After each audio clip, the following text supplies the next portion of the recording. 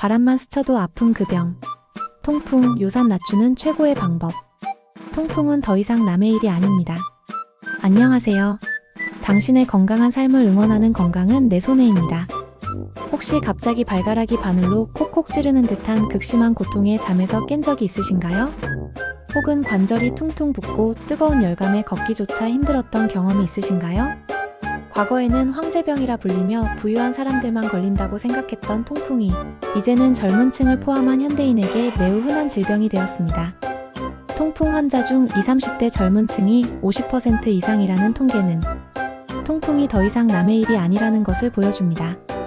이 무시무시한 통증의 원인은 바로 우리 몸에 쌓인 요산 때문입니다.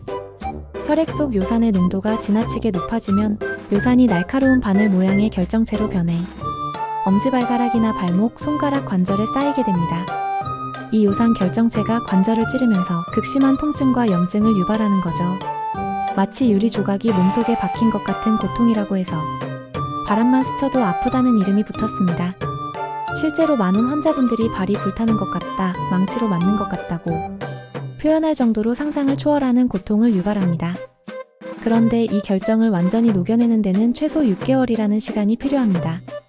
꾸준히 약을 복용하는 것이 중요한 이유가 바로 여기에 있습니다. 그렇다면 요산은 왜 쌓이는 걸까요? 바로 우리가 먹는 음식 때문입니다. 요산은 음식을 분해하는 과정에서 생기는 퓨린이라는 물질이 혈액 속에서 대사되면서 만들어집니다.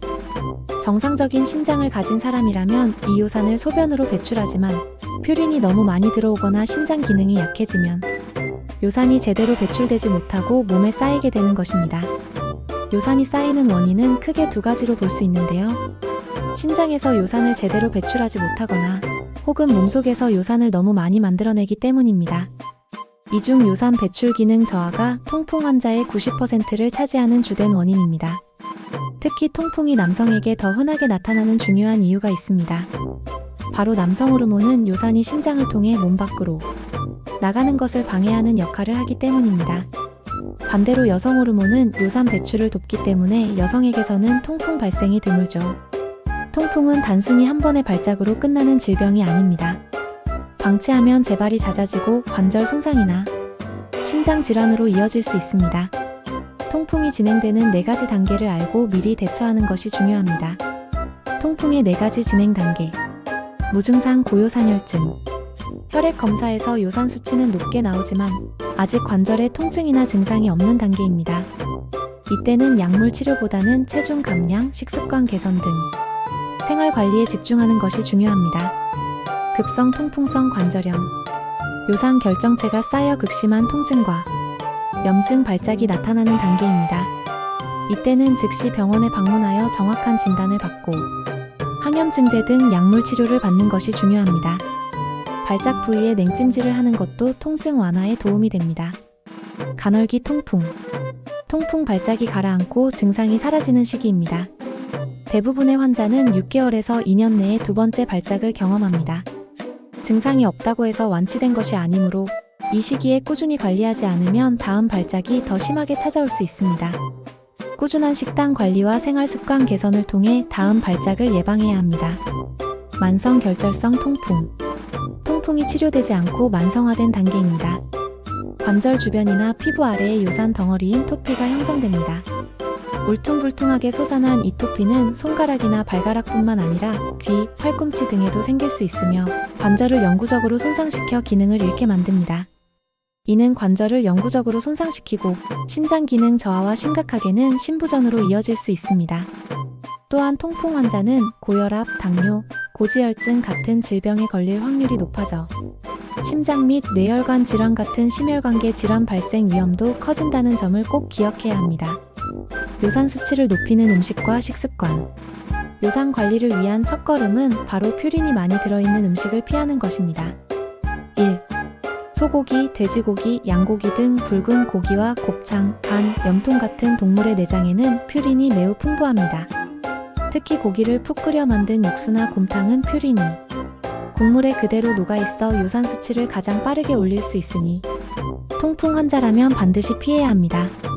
고기의 퓨린 함량은 고기 종류나 부위에 따라 다르지만 특히 동물의 내장은 퓨린 함량이 매우 높아 소량만으로도 위험합니다. 2. 고등어, 꽁치, 참치, 정어리, 연어 같은 등푸른 생선은 몸에 좋은 오메가3 지방산이 많지만 동시에 퓨린 함량도 매우 높습니다. 이외에도 멸치, 오징어, 새우, 조개류 홍합, 굴 같은 해산물에도 퓨린이 농축되어 있습니다. 만약 드신다면 소량만 드시고 찜이나 삶는 방식으로 조리하는 것이 좋습니다. 3. 과당 음료. 과당은 몸에서 퓨린과 요산 생성을 직접적으로 촉진하는 주범입니다. 탄산음료, 과일 주스, 시럽이 들어간 음료, 그리고 과당이 많은 과일은 요산 수치를 급격히 높여 통풍 발작의 원인이 될 수 있으니 포도, 배, 사과, 바나나, 망고, 파인애플, 말린 과일은 반드시 피해야 합니다. 과당은 액체 형태로 섭취할 때 특히 흡수가 빨라 요산 수치를 더 빠르게 올릴 수 있습니다. 4. 알코올, 특히 맥주, 술은 그 자체로 요산 생성을 증가시키고 신장의 요산 배출을 방해하는 이중 공격을 합니다. 특히 맥주에는 퓨린이 많이 함유되어 있어 단 한두 잔만으로도 통풍 발작을 일으킬 수 있습니다. 요산 수치가 높다면 맥주는 물론 모든 종류의 술을 반드시 금주해야 합니다.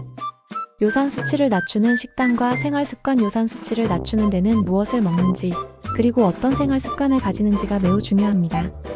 1. 충분한 수분 섭취. 요산 배출에 가장 중요한 것은 바로 물입니다.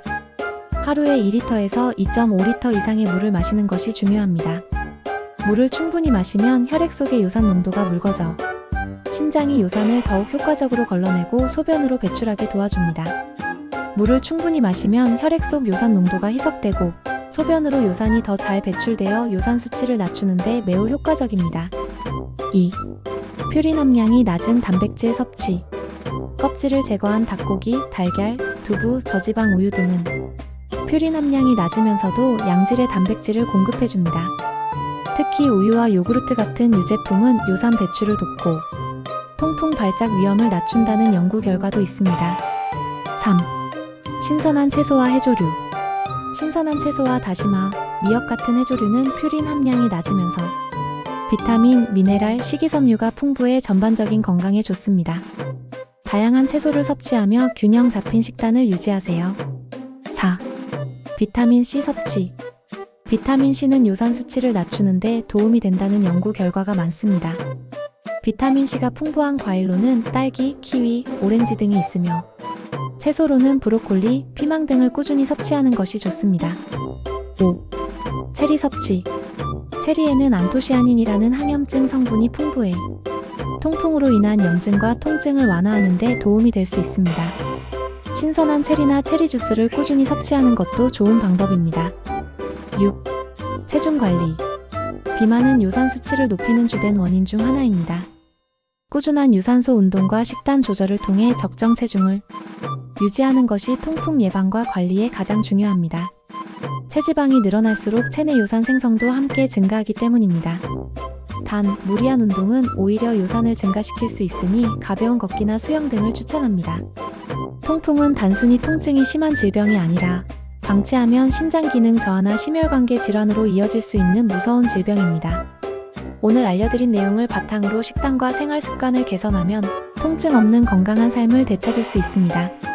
단순히 통증을 없애는 것이 아니라 요산 수치를 꾸준히 관리하여 몸속의 요산 결정을 완전히 제거하는 것이 통풍 완치의 핵심입니다.